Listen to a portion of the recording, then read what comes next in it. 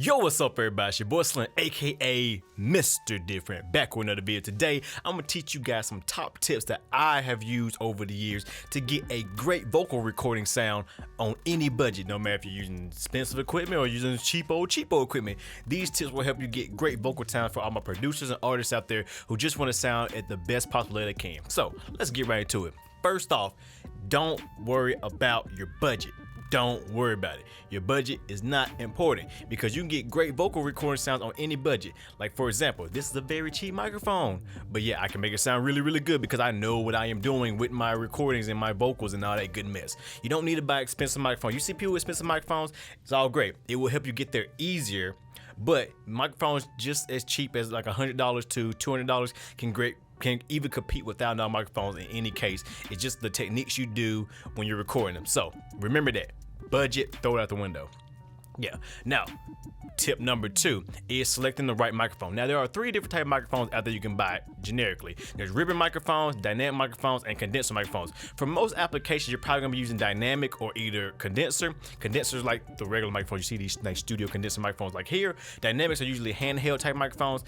Those probably gonna be the 2 you're probably gonna look at. Ribbon microphones or specialty microphones, but you need to pick the right microphone for the situation at hand. Most likely, if you're in a studio situation, condenser microphones are gonna be good. Unless you're doing like rock vocals or very loud, aggressive vocals, a dynamic microphone might be better because condenser microphones are usually more sensitive and can distort very, very easily, but are the most accurate. So just looking at department. So just get a good condenser microphone. I say, like I said, spend between $100 to about $500 if you can, and you'll probably get good microphones within that range. This microphone's the AKG P220. It's $150 when I bought it, probably about $100 now, but very good microphone. I like it. It's good. It does the job, and I know how to manipulate to get the best quality possible in my experience. 2, 3. Don't distort your microphone. Don't drive it really hard. When you're recording, try not to hit extremely high levels. I'll probably make a little switch transition right here while I'll show you an example. But don't drive it too hard. Stay out of the red. Red does not mean hot. I couldn't believe, there's so many artists out there who will turn their mic pre all the way up and it will just distort like crazy, and it's not good. When it clips, it's gone. You can't get a good recording. It's lost forever. Keep it within the green. A touch of yellow is good, but keep your levels or your metering in the green. Most interfaces nowadays either have levels that show, green, yellow, red, or they have like a ring around that go red, yellow, green, whatever. Stay within the green.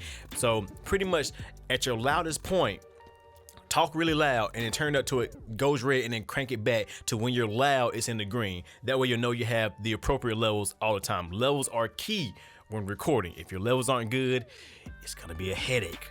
Distorted signals sound like crap. Add your own distortion when you're mixing and all that, but distortion going in is crap. And also another thing, don't worry about the interface either. Most interfaces nowadays have nice clean preamps. Most people only need 2 channel interfaces with 2 ins and 2 outs, like a Focusrite 2i2 for example. Very cheap interface, but it sounds good. It does, and it's cheap. You don't need to buy a big old UAD or some crazy Apollo or something. You don't need to buy all that just to get a great vocal sound. You know what I'm saying? Spend between $100, I'd say about $100 to $500. Same thing on an interface as well as a microphone. You're good to go. Okay, so just remember that. Like I said, budget, don't worry. Okay, now these are actually microphone tips. Here's a good one. Have a pop filter. You do not know how many times I've been in studios where people do not have pop filters. And pop filters pretty much, I have one on my microphone. I have a regular one somewhere around here. I'm not gonna look for it. Matter of fact, I will. Hold on. Oh no. Y'all didn't see that. Mind focus. For example, here, it's a pop filter. What does a pop filter do? Basically what a pop filter does is gonna reduce the plosive noises like the P's and B's and all that and S's and stuff like that. It's gonna kind of reduce them. It's not gonna completely take them out there, but it will greatly reduce it. Without a pop filter, like if you say P or pop or blow or whatever, it's gonna hit the microphone and shock it and make a really nasty noise you can't get rid of. So use a pop filter at all costs if you can. Like I like this one because I can get close to my microphone, but it's not the best, but it does a job pretty well. A pop filter is good to judge the distance because that's another thing I'm gonna get to. Distance of your microphone. The proximity effect. Basically what that means is the closer you get to your microphone, the more bass frequency your microphone will pick up. The farther away you get, the more the room you'll pick up. So if I get really close to my microphone like right now, my voice is getting probably really nice and really boomy and kind of bass heavy. Probably, I don't know. I can't record until I can't check the level until I'm actually doing it. But yeah, it's probably more bass heavy. But if I get back, my voice gets more thinner and thinner and thinner and thinner and thinner and thinner. Thinner until, you know, it's just, you know, it sounds thinny. But my thing is like this: if you have a bass heavy person, sometimes it's good to accentuate those bass notes. So like me, I have a bigger voice, so I kind of get a little closer to my microphone to really enhance that my natural big sounding voice. Even more like nasal person talk like, hey man, you know, she more about the rap in the microphone, turns the auto and all this. You know, you might want to have them standing back a little bit because you don't want all that nasally noise up in the microphone because it's gonna sound horrible. So just use that to your advantage. Like I said, if you want a warmer sound or a more bass heavy sound, get closer to the microphone. If you want more of a thin sound, get back. That's all you need to do. And it works. I think I keep going out of focus. There we go, looking good. Another tip: placement. Microphone placement is key. Now there's a bunch of ways you can place it. You can place it directly into your microphone, so where the mouth is going directly into the capsule of the microphone or the diaphragm, and it gets the sound. Now some people have it turned upside down, pointed down. That's good. You know, you get more of the nose up kind of voice. So yeah, like you have a more nasally person, you get kind of that more higher frequency type of sound. And if you point it down and up, you get more of the mouth and the low noise, that chest noise. You get more of a boomier voice. So you know, it's just depending on how you set your microphone does depend on your sound. So you got to experiment.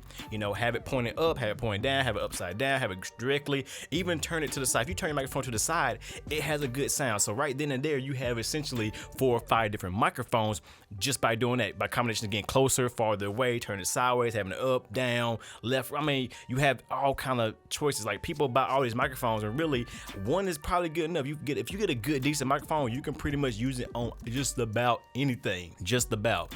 All you gotta do is know how to manipulate the sound that the microphone is providing you. That's why I say don't worry about budgets. Start somewhere, you know. And like I said, these are just tips. These are not no absolute, you know what I'm saying? Like there is more to it than this. But at the basic forefront, you need to get a good sound going into your interface, no matter what interface it is. If you can get a good sound going into your interface, it's gonna make the mixing process just that much better. Like honestly, it really, really is. And these are great tips to start, like I say, because what you get going in is what you get going out. If you eat a bunch of wet, soupy stuff, you're gonna poop wet, soupy shit. You know what I'm saying?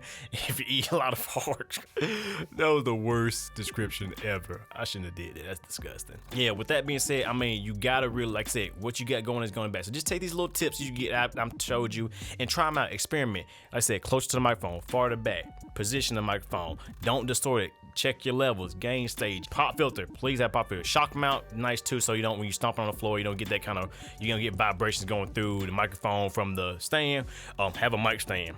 Definitely need that. And just experiment. Have fun, experiment, try different things, and you can get pretty good sounding. If you can get a good sound before you hit a compressor or before you hit an EQ or whatever, you're gonna be well on your way to getting a great vocal take, in my opinion. But you know, you gotta experiment and you gotta try in order to get that sound. So with that being said, y'all know who it is. It's your boy Slim, aka Mr. Different. Hope these quick little tips will help you guys get a good vocal sound. And if you got any more questions, feel free to hit me up, leave me a comment. I will get back to you as best and as fast as I can, because that's what I do for you guys. If you want to see some more tips, if you actually want to show you how to actually mix vocals, I will definitely do that. Leave in a comment below and we'll get to that. So with that being said, y'all know what it is. Your boy Slim, aka Mr. Different.